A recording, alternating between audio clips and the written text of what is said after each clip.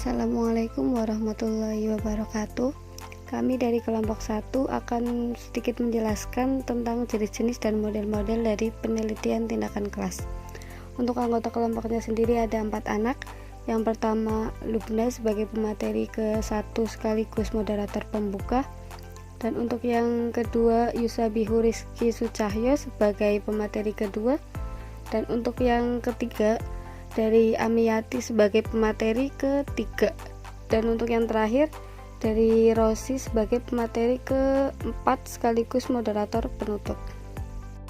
Sebelum melanjutkan untuk menjelaskan tentang jenis-jenis dan model-model dari penelitian tindakan kelas, saya akan mengulas sedikit dari penjelasan tentang penelitian tindakan kelas itu sendiri.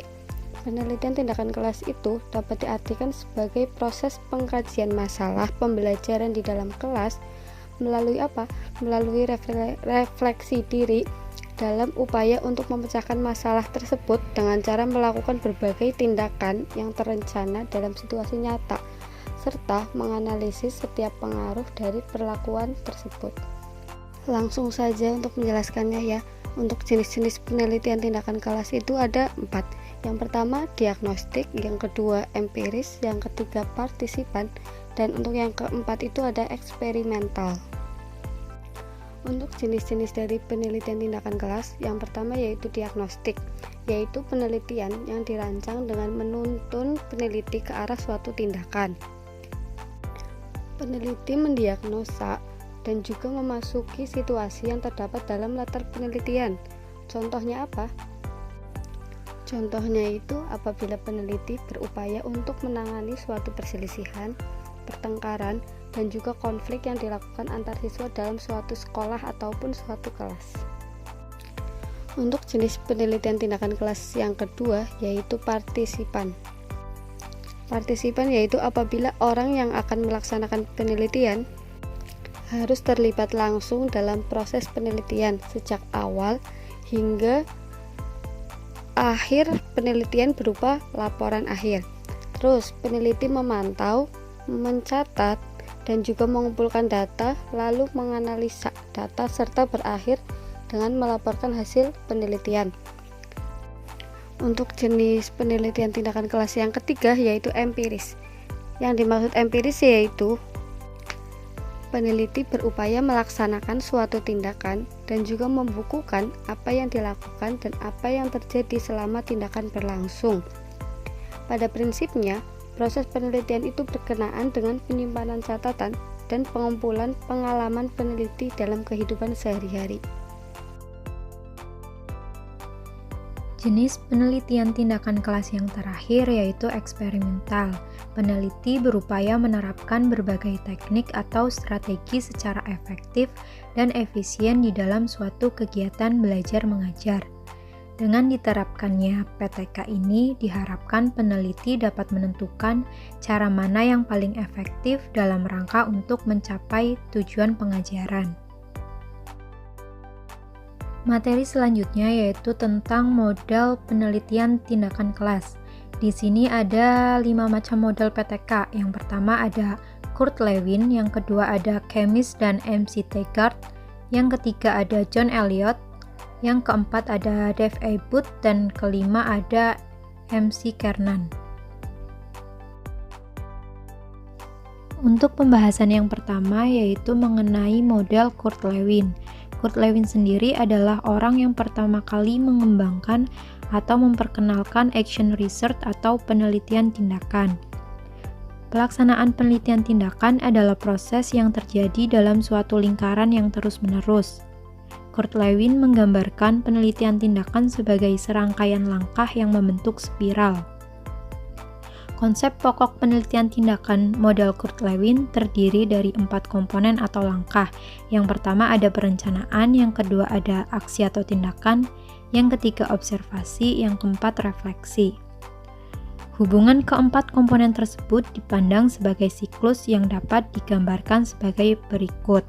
Yang pertama, planning atau menyusun perencanaan. Pada tahap ini, kegiatan yang harus dilakukan adalah membuat RPP, mempersiapkan fasilitas dari sarana pendukung yang diperlukan di kelas, mempersiapkan instrumen untuk merekam dan menganalisis data mengenai proses dan hasil tindakan. Setelah menyusun perencanaan, peneliti melakukan tindakan atau acting.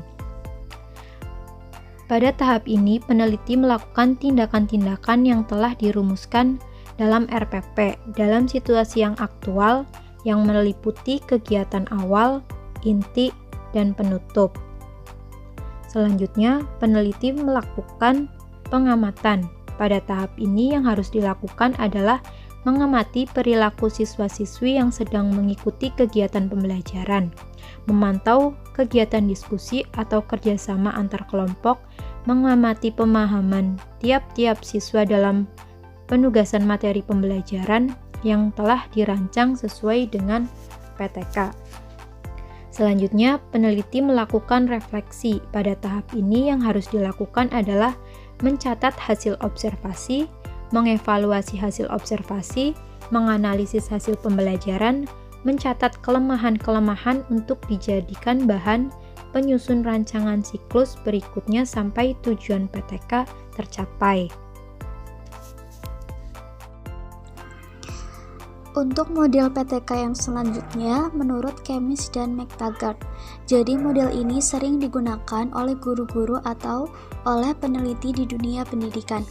Ini itu tahapannya hampir sama kayak punya Kurt Lewin yang terdiri dari perencanaan, tindakan, observasi, kemudian refleksi. Nah, bedanya itu di diagramnya, bentuknya itu seperti spiral. Dan ini merupakan ciri khasnya dari model Kemis dan McTaggart. Jadi bentuknya itu spiral dan terdiri dari beberapa siklus.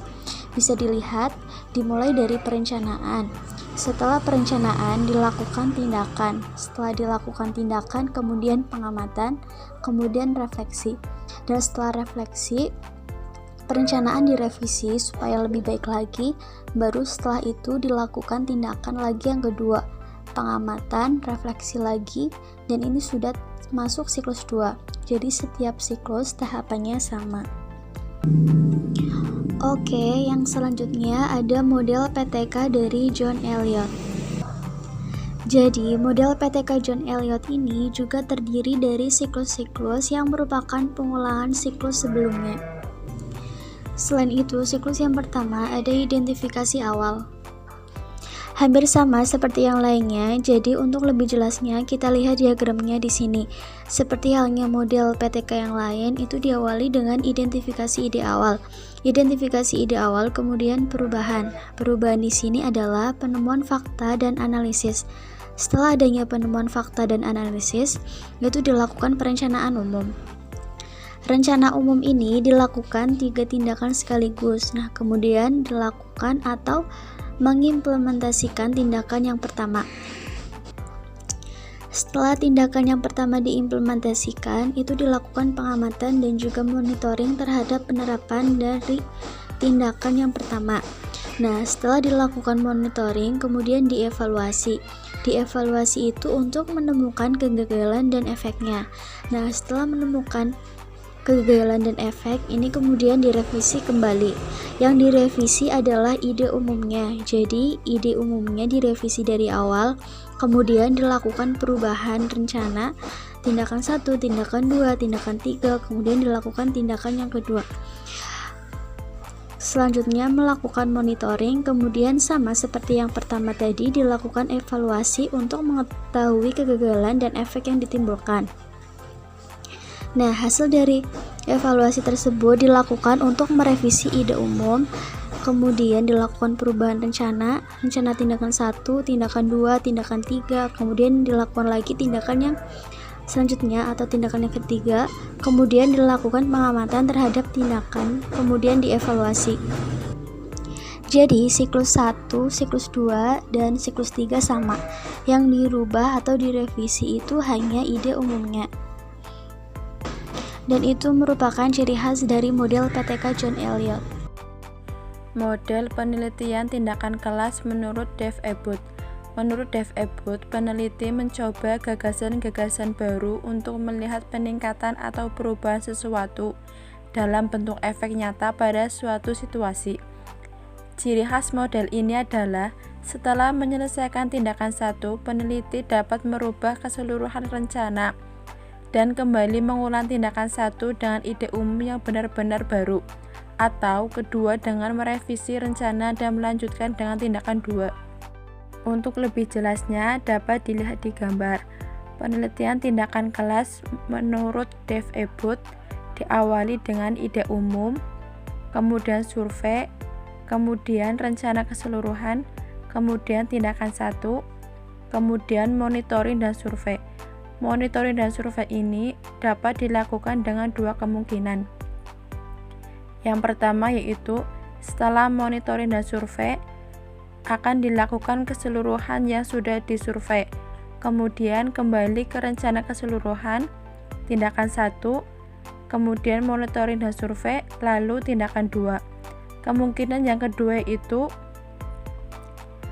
setelah monitoring dan survei akan dilakukan mengubah ide umum, kemudian ide yang umum yang diubah akan dilakukan survei, kemudian keseluruhan baru, yang terakhir yaitu tindakan kelas.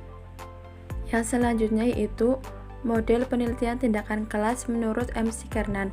Pada model penelitian tindakan kelas menurut MC Kernan, kita dapat melihat bahwa permulaan siklus 1 dimulai dari adanya situasi atau masalah, sehingga diperlukan adanya suatu tindakan perbaikan. Untuk lebih jelasnya dapat dilihat pada diagram berikut. Menurut MC Kernan, model pembelajaran tindakan kelas dimulai dengan definisi masalah, selanjutnya asesmen kebutuhan, selanjutnya hipotesis, kemudian pengembangan rencana tindakan, implementasi tindakan, evaluasi tindakan, dan yang terakhir adalah keputusan. Nah, siklus tersebut disebut dengan siklus 1.